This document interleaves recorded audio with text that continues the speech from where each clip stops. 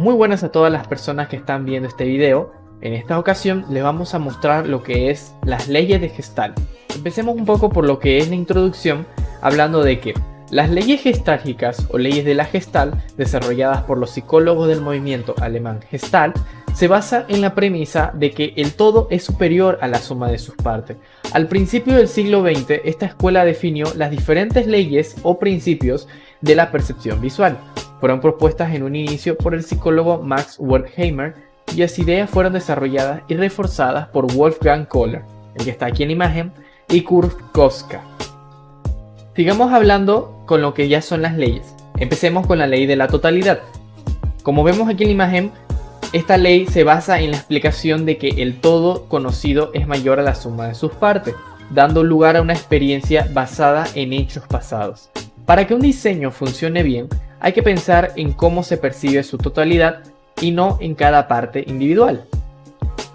Como podemos ver en estos ejemplos, en donde en la parte izquierda tenemos una escultura y en la parte derecha tenemos lo que es una vista de un edificio. Luego pasamos a lo que es la ley de la estructura. Trata sobre cómo se percibe una forma y por qué se hace como un todo. No se tienen en cuenta las partes que las constituyen. Los elementos son organizados en figuras lo más simple posible, simétricas, regulares y estables. Esta ley se basa en que el cerebro intenta organizar los elementos percibidos de la mejor manera posible, incluyendo el sentido de perspectiva, volumen, profundidad. Por ello, una forma es percibida como un todo, independientemente de las partes que la constituyen. Luego pasamos a lo que es el principio de la dialéctica o figura y fondo, como es mayormente conocido. Esta ley es uno de los principios básicos y prácticamente es un mecanismo en el cual tendemos a focalizar la atención en un solo objeto o determinadas figuras, destacando o destacándose del resto de las demás. En otras palabras, es poner atención a un solo objeto o grupo de figuras sin perder la percepción de las otras. Continuando, nos encontramos con lo que es el principio de contraste, haciendo referencia al impacto visual y a cómo cada forma es percibida mejor. En cuanto mayor sea el contraste entre el fondo y la forma, más fácil es captar el mensaje. Aquí tenemos el ejemplo de unas manzanas, en donde la manzana roja es bastante contrastante en las demás. Y aquí otros dos ejemplos de cómo el contraste infiere mucho tanto en el color, como vemos en el lado izquierdo, tanto como la forma en el lado derecho. Ahora nos encontramos con lo que es el principio de cierre. Se refiere a que tendemos a completar o añadir elementos faltantes para cerrar una figura y termine siendo una sola. Podemos decir que el cerebro rellena los huecos vacíos, tanto mejor se identificará una forma, cuanto mejor cerrado esté su contorno. Ahora les hablaré de lo que es la noción de pregnancia. Esta ley establece que el hecho de que el cerebro no puede interpretar un objeto como figura o fondo al mismo tiempo, el ojo reconoce una figura sobre un fondo, como podemos ver aquí, que son unos edificios en los cuales está haciendo ilusión a las teclas de un piano. Y aquí otros dos ejemplos en donde un elemento central, que al estar en un fondo, cambia totalmente de significado. Ahora les hablaré de lo que es el principio de invariancia topológica.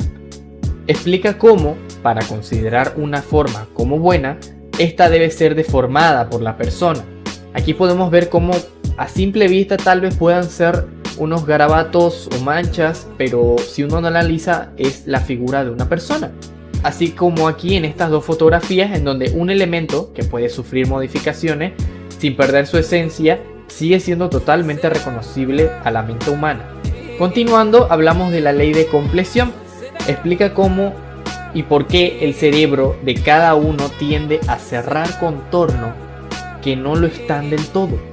Aquí no vemos realmente un foco como lo vemos en el ejemplo, pero vemos como una mano está formando la forma y nuestro cerebro lo interpreta automáticamente.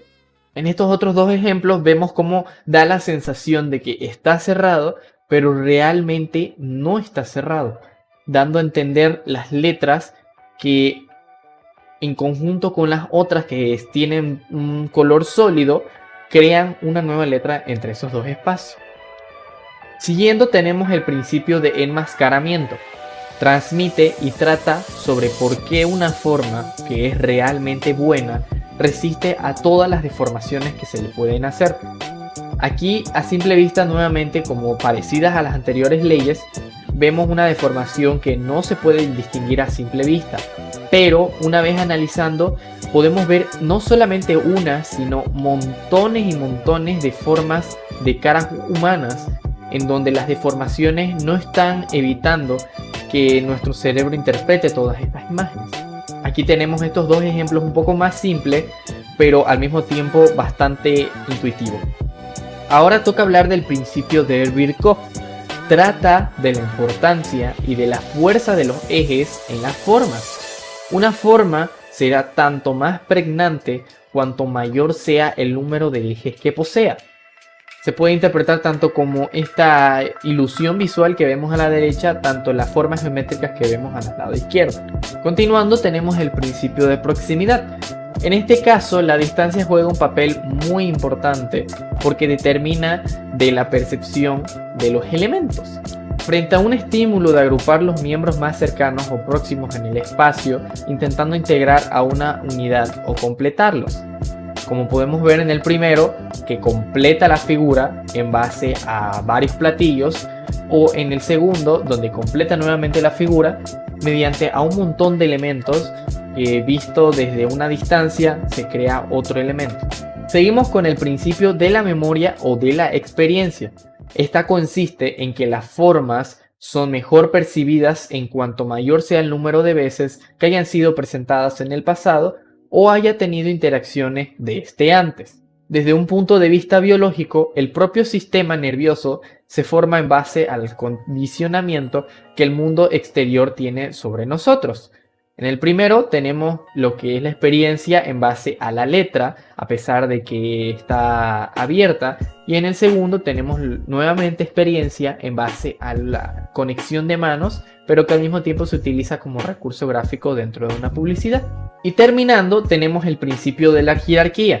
Una forma compleja tendrá mejor compresión cuando la percepción del receptor esté mejor orientada de lo que es el objeto principal a lo accesorio. Es decir, que sus partes estén mejor jerarquizadas. En términos de lógica visual, no es otra cosa que una manifestación de las relaciones que se producen entre las cosas que vemos y entre las cosas como uno mismo. Como podemos ver en los dos ejemplos, en donde hay una jerarquía en base a los colores, en base al tamaño visual y en base al orden en donde se están poniendo los elementos. Llegamos a la conclusión de que la teoría de Gestalt ha sido incorporada al mundo del diseño publicitario debido a la afectividad visual que tiene este en el consumidor, debido a sus características y elementos que influyen en la percepción del diseño de marca hacia el cliente, ya sea de manera negativa o positiva, enfocándose en que la percepción que se tendrá de una marca depende de cómo éste aprecia cada uno de los elementos que la conforman. Por esta razón es importante conocer la teoría Gestalt para aplicar las leyes que sustentan diferentes principios por los que, dependiendo del contexto en el que se encuentran, el consumidor así percibirá ciertas cosas de la marca o el producto. Muchas gracias.